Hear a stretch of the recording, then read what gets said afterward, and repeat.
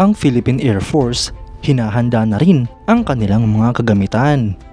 Ang Spider Air Defense Missile System ng Pilipinas, gagamitin na.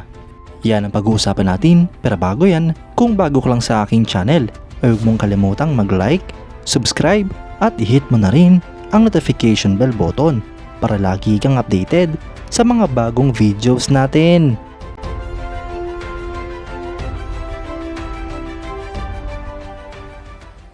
Ang Exercise Balikatan 2024 Executive Agent na si Colonel Miko Logico ay kinumpirma na ang Philippine Air Force Spider Air Defense Missile System ay magpaparticipate at itetesting bilang parte ng exercise. Ang Philippine Air Force ay umorder ng 3 batteries ng Philippine variant ng mga Spider Air Defense Missile System na tinatawag na SPADS. Ito nga po ay combination ng traditional na Spider medium range at bagong Spider AIO variants.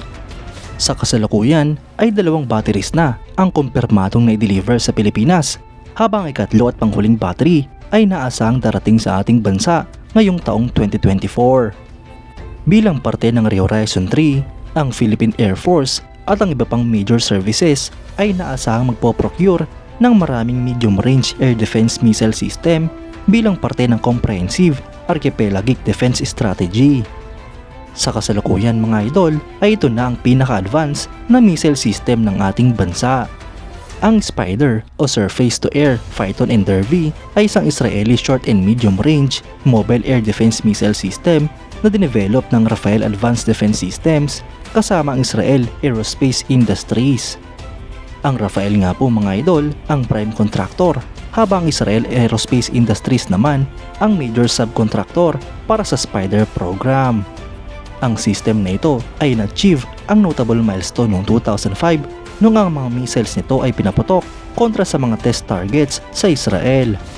Ang mga missiles nga po nito mga idol ay may bigat na 105 kg para sa Phyton 5 habang 118 kg naman para sa Derby.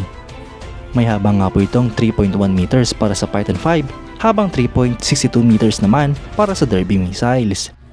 Pareho naman nga po silang may diameter na 160 mm, wingspan na 640 mm, habang ang warhead naman ng Phyton 5 ay 11 kg at 23 kg naman para sa Derby. Ang main armament ng Spider Air Defense Missile System ay 4 na Phyton 5 o Derby missiles sa kahit na anong combination. Ang operational range nga po ng Phyton 5 ay 20 km habang ang Derby naman ay 50 km. Ito nga po ay may flight altitude na 9,000 meters para sa Phyton 5 habang 16,000 meters naman para sa Derby. Pareho nga po silang may maximum speed na Mach 4.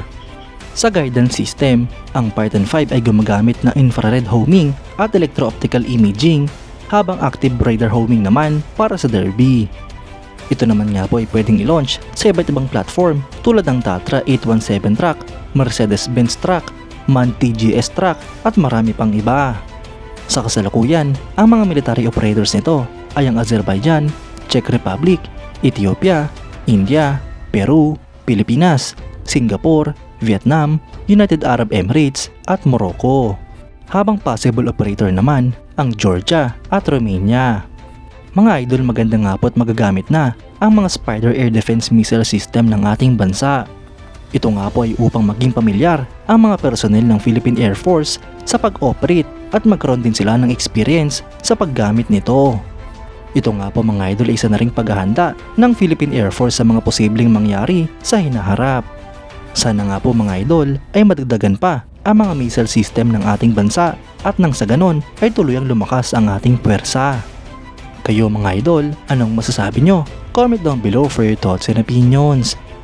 At yan nga lang po ang pag-uusapan natin ngayon mga idol. Maraming salamat sa panonood. Huwag nyo rin kalimutang mag-like at subscribe bilang suporta sa ating channel. Mabuhay kayo mga idol!